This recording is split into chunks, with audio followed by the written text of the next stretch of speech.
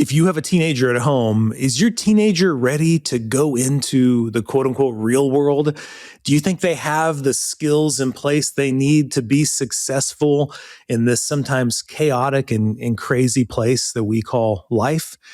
Well, today we want to dive into not only helping you with your teenager, but also with your younger kid to think about the 10 things that we have come up with. We come up with 10 specific things that would be great for you to impart to your kid prior to them graduating. And it's never too early to start thinking about this conversation. So whether you have a kid about to graduate, that's awesome, or a kid who's still way back in elementary school, these 10 are going to be really thought-provoking ideas that are big ideas that I think you're going to say, man, I want my kid to have that when they leave our house. And who knows, you may have some other ones that are fantastic too that we have not thought about, because this is not a comprehensive list. It's just a real practical list to give you 10 to start thinking about right now, because we know the school year's closing soon, and we want to give you those tips before they leave your house, go off to college, or whatever else they're going to be doing after they graduate. So if you haven't already, take a moment to stop, pause. We really appreciate the 5-star reviews. It really helps other people find the podcast.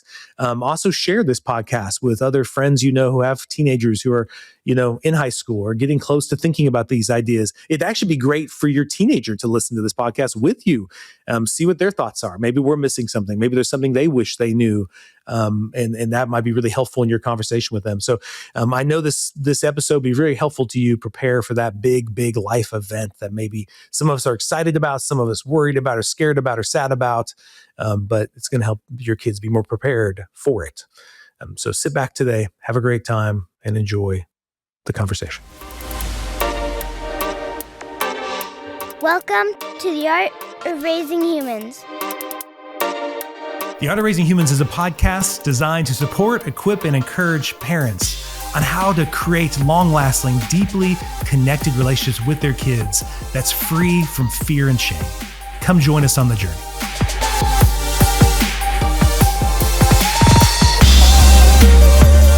Hello and welcome to The Art of Raising Humans. I'm Kyle. Hi, I'm Sarah. And today, Sarah, we're thinking about a lot of kids as this episode's dropping. A lot of kids are about to graduate. Okay. Yeah. Or they're heading into their senior year, because okay. That's what kind of hit it for me. Okay. Yeah. We're thinking about kids that we know that are getting to that spot. And summer's coming and you're thinking, oh man, okay, I got to make the most of this. I've only got 1 or 2 years left, or my kid's headed off and I've only got 3 months left. Yeah. You're thinking about this. And so if you have a teenager that's getting closer to graduation, you may be asking a deeper question than whether they are ready for college or work. You may be asking whether they're ready for life. Mm-hmm. Right? And honestly, this list is important for more than just if you have an older kid, because as I was kind of working through this topic, these are things we want to be building for years. Of course. So it's almost like graduation just makes you start going, I need to think about this. It kind of puts that extra pressure on for sure, because actually by then you're thinking, I missed it, right? Yeah. And you're scrambling. Well, and then your influence is kind of just a lot less. So right? when your kids are younger, this one's pertinent to be thinking about, how can I weave this into my just regular rhythms with them. Yeah, so we want to talk about 10 important things that we've identified to help your kids be ready for life, relationships, responsibility, independence, and hopefully they're learning all of this before they graduate. Yeah, right? And it's not going to be exhaustive. Obviously, everyone knows these are like the highlights for me, the 10.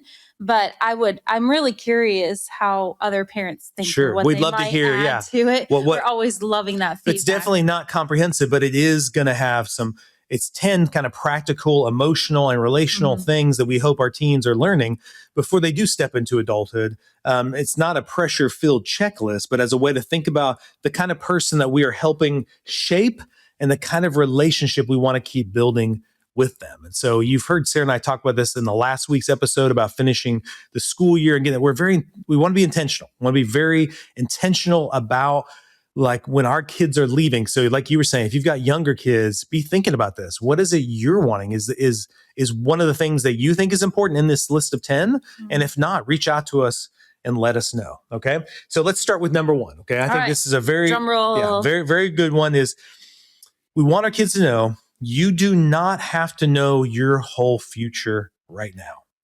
Yeah, as I real quick, everyone comes up and goes, "Ooh, what what grade are are you you gonna do? in? What are you Yep. gonna do?" And it Mhm. starts so young, Yep.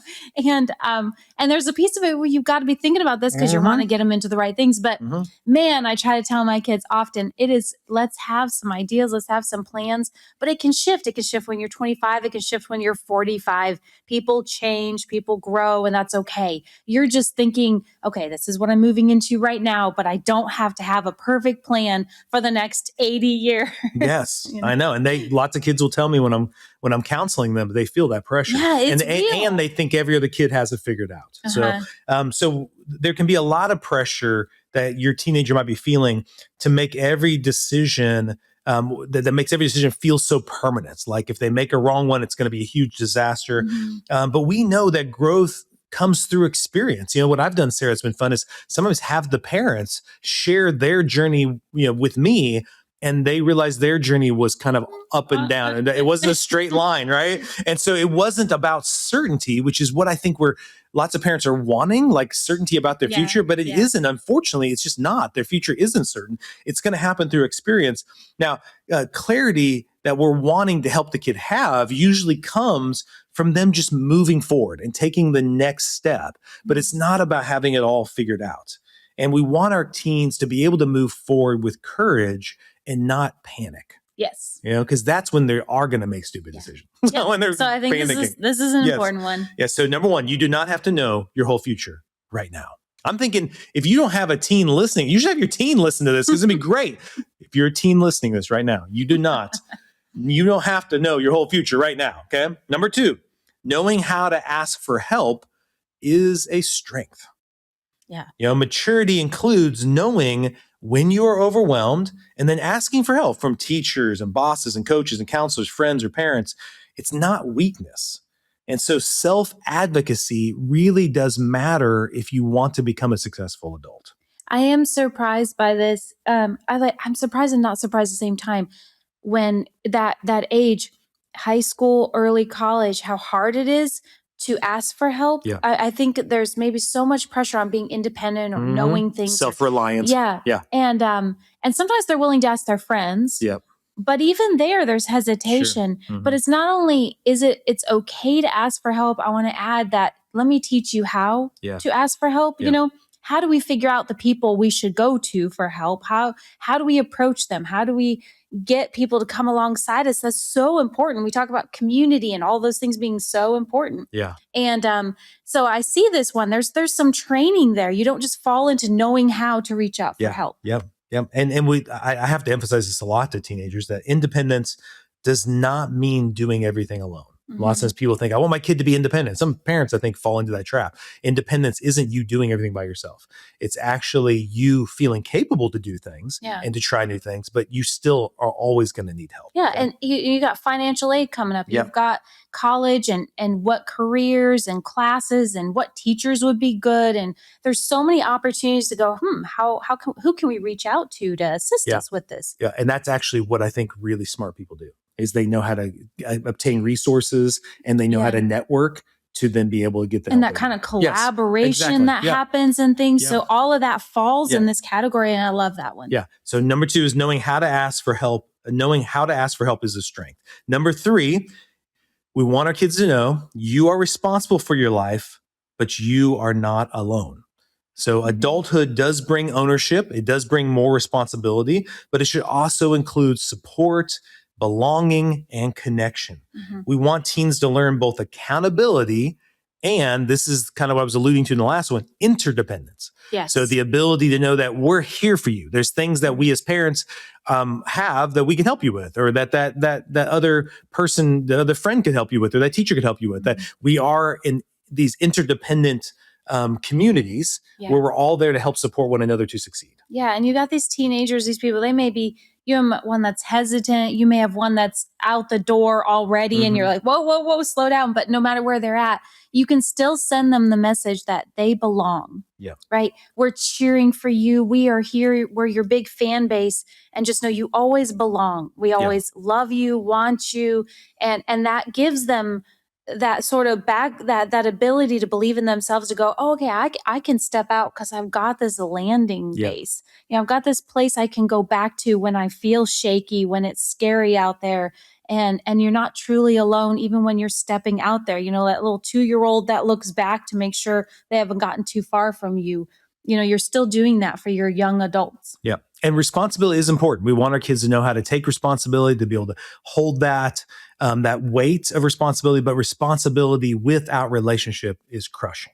Yeah. Okay. Once again, I've used this metaphor before. It's like asking our kids to go bench press without having a spotter. And so we want to know you have a spotter and we are there to spot you. And the spotter isn't there to pick up the weight for them, but it's to say, hey, we won't let that weight crush you. Yeah. Okay. Number 4, how you handle emotions matters. Yeah. Big emotions do not make you weak. What matters, though, is learning to notice, name, regulate, and then respond in a healthy way to the emotions. And emotional maturity is not emotional perfection, but it is about you understanding your emotions and knowing what to do when they start to become big and overwhelming. And I mean, that's going back to that community and we're here for you. I don't know how many times, Sarah, in college, when that happened to me, giving a call to my mom and having a conversation with my mom or having a good friend, I began to learn like, oh, this is vital. Like these emotions will overtake me if I don't have these support systems in place. It's a lot stepping out there and you just knowing even yourself to go, okay, I'm more prone to anxiety or I'm more prone to being angry in this time or I'm prone to sadness. Yeah. Whatever it might be, these are the feelings that tend to move through my body and this is what I do with them. This is how I can listen and how I can make choices and not let them drive, but also not stuff them either way, I know how and what to do with feelings when they come and they're going to come. Yeah. Well, and the research plays that out, that people who know how to emotionally regulate, that's a much more important skill than just performance. It's not about just performing. It's about knowing yourself and knowing how to do that. So number 5 is healthy relationships require honesty, repair, and boundaries. So we want our kids to know that conflict is normal in close relationships. Like it's actually healthy to have conflict.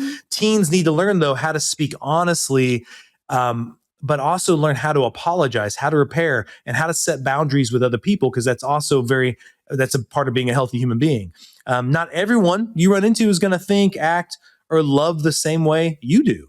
Yeah. And how we get along and deal with those conflicts is really, really important. Yeah. Yeah, it can be surprising where you think you are, I'm here with this, maybe a romantic relationship, maybe even just a friendship, maybe a collaborative group, and all of a sudden you hit something, you go, whoa, wait, what's happening here? And to know yourself well enough to have the confidence to go, well, you know what, that's a no-go for me. That's one of my boundaries.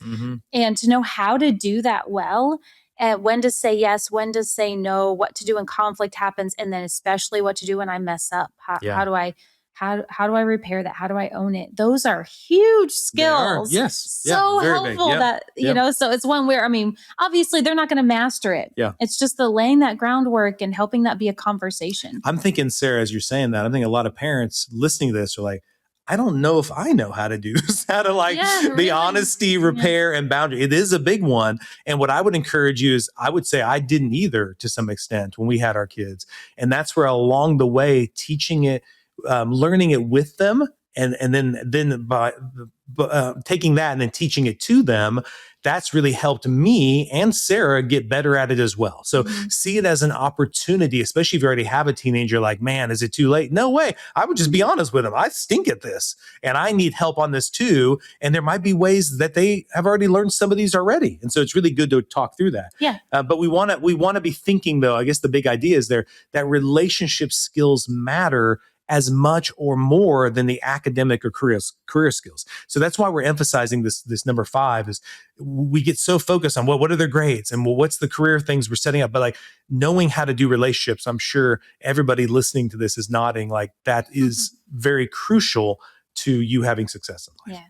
Number 6, you need practical life skills, not just good intentions. So what do we mean by that? Well, this is a little bit different than what we just talked about in number 5.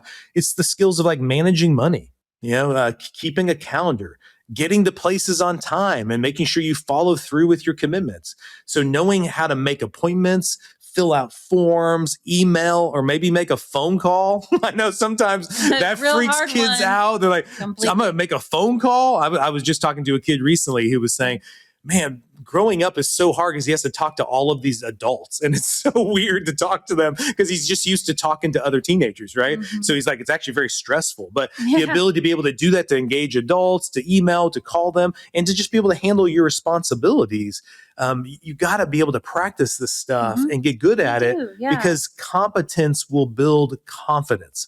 And if the kid doesn't feel competent, they're going to feel insecure and lack confidence. That's going to increase anxiety. And there's little opportunities for this. Just, we went to my restaurant with my daughter. And even though I paid for it, I had her pay for it. I gave her, and I was like, okay, I want you to handle paying for this. That's a great The example. whole tip and all that. It's a small thing, but it's like those little things that she feels like, oh, I can go to a restaurant, order food, pay, know how to tip, all that. Small thing. We return a package. I have her go and do the return. Yes. Just these little tiny things just to practice them. And then when something bigger comes along that I haven't thought of, at least she's had these little things to hopefully build the skill where something else comes along and she's managed these little things. She can do this. Yeah. Well, because I'm just thinking, lots of these things we think we've shown them because they've been next to us while we've done them. So we assume they learned by osmosis. Yes.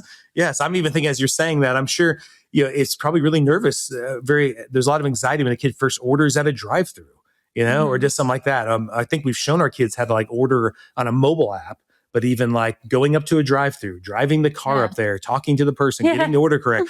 There's a lot of things going on that even as an adult, it can be kind of stressful because you're trying to get the order correct and all that stuff. So just thinking about that, reflecting on, do my kids know these things? Do they know how to manage money, keep a calendar and all that kind of stuff? And how can I teach them before they graduate, right? Number 7, this is really important for kids to learn. Because this is something that I think is just crucial to your kids' success, is your habits shape your freedom. Okay. Your habits shape your freedom. I'm just telling you, lots of teenagers I talk to, they don't get this. They don't understand this. And what do we mean by that? Well, their habits when it comes to sleep, their habits when it comes to screens, their routines, their management of time, even their work ethic.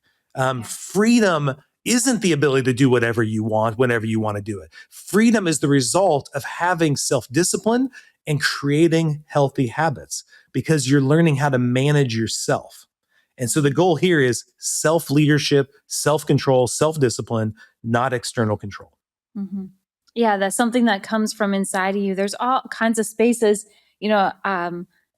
there's all kinds of, I run across, your algorithm starts feeding you stuff. And so I'm starting to get fed all this finance and wealthy people do this and this. And if you watch them, that's what they've done. Yeah. They have these habits that started and they give them to their kids. Some of them are like, this is what you need to teach your child about, which we could do. I'm sure get some guest on, do a podcast on that. That's true. Yeah. But that's such a good example of, wow, they get here because they see money a certain way, they see investing a certain way, and they do that. And that's one area, but how you take care of your body. There's so many examples of movies portray that a free-for-all is the glorious life. That's freedom. But freedom if you look at the people who you wish it could be a sports hero, a famous singer, it was their habits that got them there. Of course, an athlete has to be very disciplined on what they eat and how much they exercise. Yeah. So making that, helping your kids see that connection is just really powerful. It's like the little things they did every day led them to be that quarterback or led them to this job they want. Well, I'm just telling you, it's a really fun conversation because lots of times when I have this conversation with kids, they really do think freedom is the ability to play their video games all night long. But then when you help them reflect on it, there have been times they've done that and it didn't feel very free. It does. Right. When you pull an all-nighter, you're like, I didn't go to bed. And you're like, oh, I feel horrible. I remember doing that, going to sleep at 3 and then my brain couldn't shut off. And I'd be like, oh, I need to go back. And I'd get back up and play again. And it'd be 5 or 6. It didn't feel like freedom. I felt out of control. And so very much trying to help them see that your habits shape your freedom because it's that internal locus of control, that internal responsibility that will actually create real freedom for them in the future. Okay. So number 8, your worth is not based on your performance. Your worth, I need to say that again. Your worth is not based on your performance. Yeah. And once again, Sarah, this is a hard one. Some kids, they've been raised so much, whether intentionally or unintentionally, with parents who have sent the message, it is connected to that. Yeah. And the kids almost find it unbelievable to hear that. But I'll have to, your grades, your sports, your college decisions, your achievements, they matter, but they don't define your identity. Teens need to know that they are loved apart from success, apart from failure. A grounded identity protects against that kind of shaming thought that you are what you do.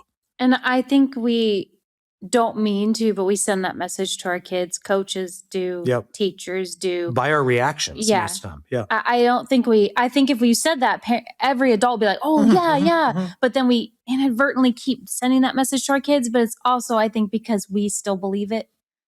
We still feel that way. I was gonna say, so we don't even mean to, but because we are kind of on that operating system, we pass it down. And it's just something we got to be aware of and keep working on. Yep. So that's a big one. Your worth is not based on your performance. Number 9, character matters more than image.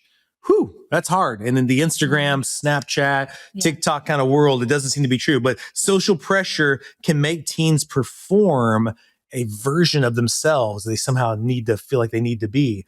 But real maturity means honesty, humility, courage, and integrity. Who they are becoming matters more than how they appear. This one's really tough. That pressure is so real. And they're also in a stage in life where that peer acceptance and fitting in, that pressure is unbelievable.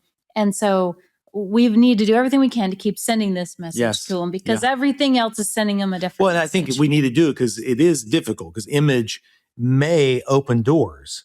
But character is the thing that's going to sustain your life, your marriage, your parenting in the future. And really attract the people in your life and build the life you want more that you really want. Than some fake image that you I know, but it can seem like that's what I need to be successful, right? Completely. Okay, and then the last one, number 10, is home should stay a place of connection, not just evaluation. Yeah. So as graduation gets closer, parents can slip into performance mode. Did you get this done? Have you got this taken? Like, which college is accepting you? What grades are you getting?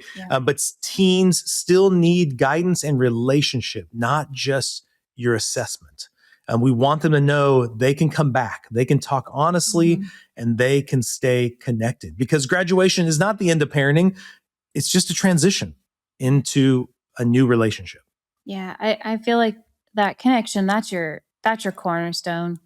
I mean, if you gotta let something slide, that's the thing. You don't let that slide. Yeah. We pour so much into guidance and everything, and even this list, but really at the end of the day, build that connection. Yeah. So let me recap this, Sarah. Number 1, you do not have to know your whole future right now. Number 2, knowing how to ask for help is a strength.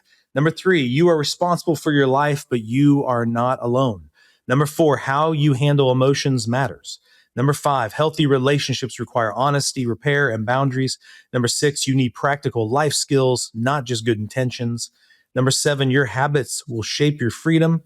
Number 8, your worth is not based on your performance. Number 9, character matters more than image. And then number 10, home should stay a place of connection, not just evaluation. So I just want to ask a few reflective questions for you right now. So number 1, think about this. Which of these are you already building well? Some of these you're probably maybe killing these already. The next one, where is my teen strong but inexperienced? Number 3, where am I focused more on performance than actual formation of my kid? And then number 4, what conversations do I want to start before my kid graduates? Okay. And, for Sarah and I, we just want to emphasize that our goal is not, it never will be, to launch perfect kids. It is to help raise young adults who know how to think, how to relate, how to take responsibility, and stay connected to who they are and the people who love them. And that to us would be success. Yep.